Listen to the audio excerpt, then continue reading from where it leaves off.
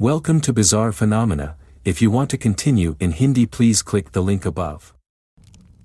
The fire crackled warmly in the hearth, casting flickering shadows across the cozy room. Maya, now 50, sat comfortably near fireplace.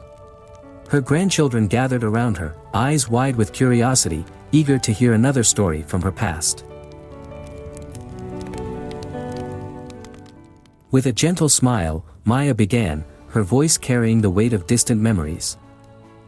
The children leaned in closer, their young eyes filled with wonder. Maya continued, but it wasn't just the yetis that were strange, it was something much darker, something hidden deep in that cavern.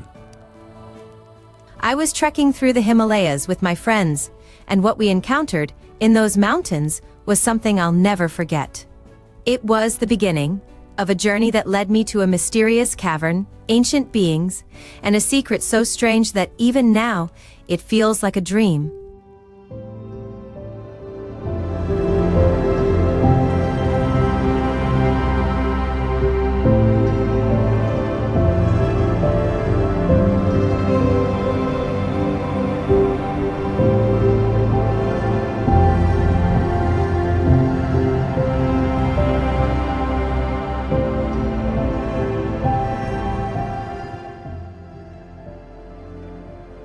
The crisp winter air gnawed at Maya's cheeks, as she and her friends pressed forward through the snow-blanketed mountains of the Himalayas, their laughter echoing through the vast, silent expanse.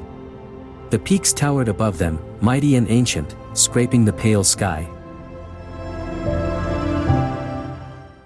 As dusk began to fall, the group halted in a snowy valley to set up camp for the night.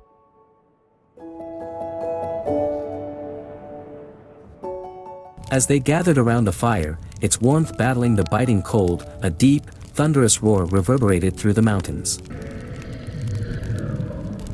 It was a sound both strange and otherworldly, sending an uneasy ripple through the group. One of Maya's friends giggled nervously, brushing it off as the distant call of a yeti, though the laughter failed to hide the growing tension. Morning broke with a pale sun casting long shadows across the pristine snow.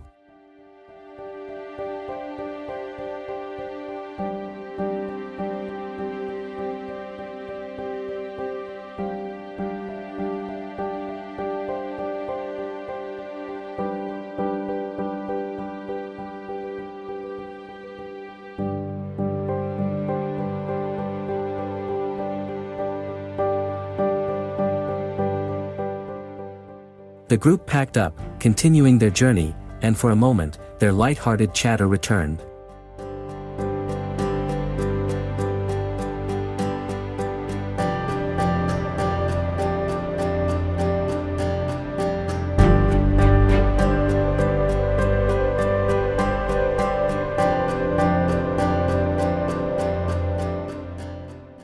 But as they climbed higher, Maya noticed something unusual: enormous footprints in the snow. They were impossibly large, too defined to be natural. Probably bears, someone muttered, trying to dispel the unease creeping through the group. The landscape grew more treacherous as they ascended, and the snow beneath their boots became slick with ice.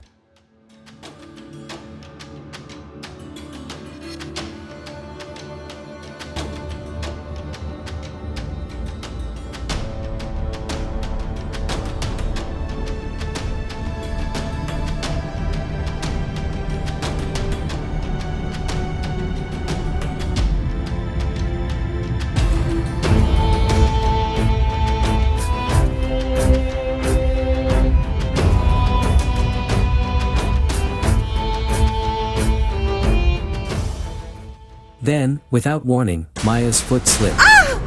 In an instant, the world seemed to slow as she plummeted down a steep, icy slope. Her body tumbled through the snow, the jagged cliffs a blur around her. She heard her friends scream, "Maya!" But the sound faded as darkness swallowed her whole.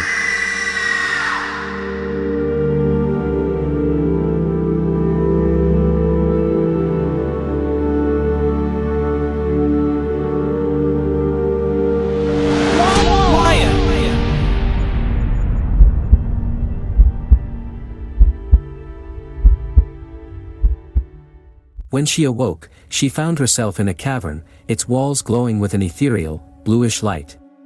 Confused and aching, she tried to rise but froze in place at the sight of towering figures nearby, yetis.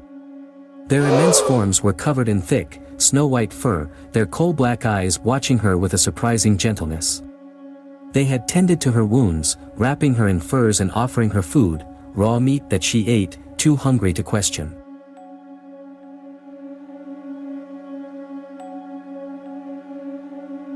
The yetis were strange but kind, communicating with her through gestures and expressions. Though their language was foreign, Maya felt a bond growing with the creatures.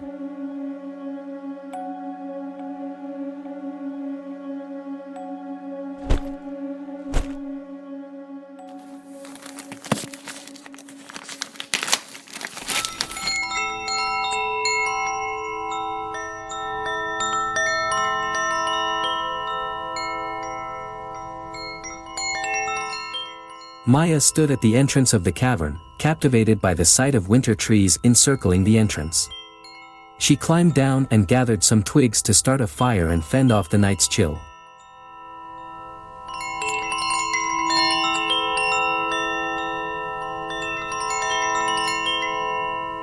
Using her fire starter kit, Maya ignited a blaze and sat before its comforting warmth.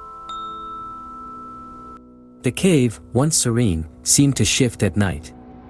Whispers echoed through the icy halls, and shadows danced on the walls as if alive, their movements independent of the flickering firelight.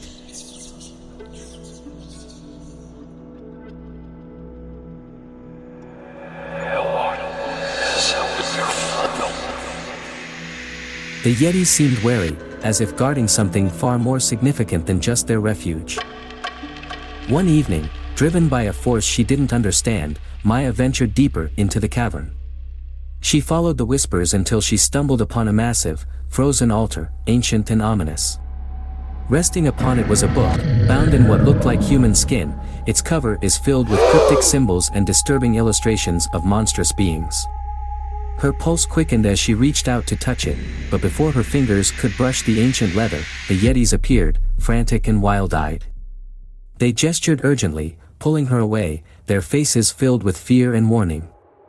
Whatever this book represented, it terrified even them. That night, her sleep was tormented by visions. In her dreams, she saw a shadowy figure towering over her, its eyes glowing a malevolent red. It watched her, its presence suffocating in dark.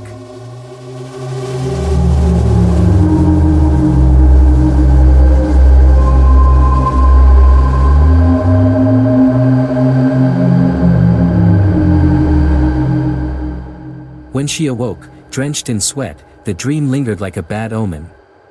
The yetis grew more anxious, their behavior shifting from protectiveness to urgency. They knew she had seen the book, and whatever dark force it contained was beginning to stir. The next morning, the yetis gathered, their behavior urgent and anxious. They led her to a hidden path, one that wound its way down the mountain toward safety. She could feel their eyes on her, filled with sadness and worry as they silently urged her to leave. Maya hesitated, torn between gratitude and an inexplicable dread that had burrowed deep inside her. Maya descended alone, following the path given by the yetis. Her friends had been found by a rescue team, and soon enough, she was spotted by a rescue helicopter.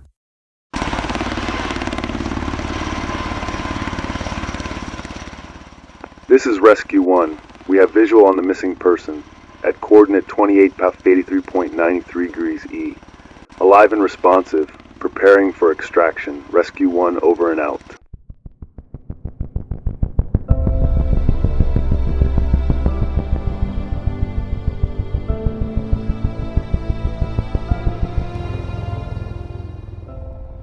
The crew lifting her to safety.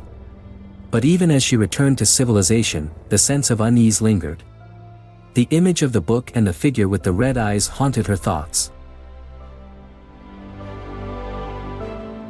Back in the warmth of her home, Maya recounted her tale to her grandchildren, the fire crackling at her feet. She spoke of the yetis, of their kindness, and the strange bond they had shared. She left out the parts that were too dark, too mysterious to share, the whispers, the book, and the figure from her dream. Then one stormy night, Many years after her journey, Maya lay in bed, the wind howling outside her window. A familiar sound reached her ears, a deep, echoing roar that sent a chill down her spine. Rising from her bed, she crossed the room to the window, her breath catching in her throat. Beyond the swirling snow, high up in the mountains, two glowing red eyes stared back at her, watching. Maya realized with growing dread that the watchful one had found her again. It had never truly left. It had been watching, waiting. The Yeti's frantic warnings echoed in her mind as she tried to understand what it wanted. The book, the dreams, the figure, all pieces of a puzzle that was still unfinished. Maya stood in her dimly lit room, her breath catching in her chest as the two glowing red eyes outside the window began to take form, swirling like embers in the dark. The wind howled louder, and a low voice filled the room, a voice that felt both foreign and deeply familiar. You have been living a borrowed life. Suddenly, she saw it, a vivid memory of her plummeting down the mountain. Her body limp against the sharp edges of ice. She could see herself in that very moment, the fear, the cold, the sudden nothingness. She remembered the pain, and then, the absence of it. Tears welled in her eyes as the realization struck her, chilling her more deeply than the harshest Himalayan winds. She had died on that fall. The life she had led since that day, the laughter, the warmth, the children she had held so dearly, all of it was a gift harnessed from the book by the Yetis, those creatures of strange gentleness, who had refused to let her story end in tragedy. The two red eyes blinked, and in that moment, Maya understood the truth. It wasn't malevolence that had haunted her all these years. It was a reminder, an ancient, powerful reminder of the price she had paid, and the unnatural power that now held her fate. The book with its cryptic symbols had tethered her to this world, but now the time had come to let go.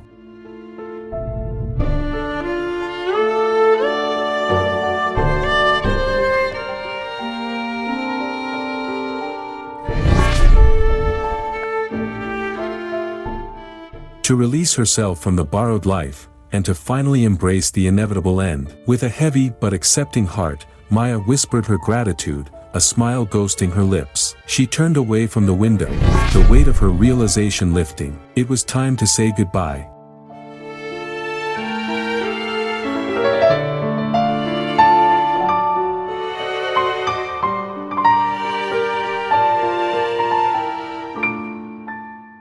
I've been pouring my heart and soul into this video, and your support truly means the world to me. I know it's not perfect yet, but every like and subscription brings me one step closer to making it the best it can be. Your encouragement is what keeps me going. Thank you so much for believing in me.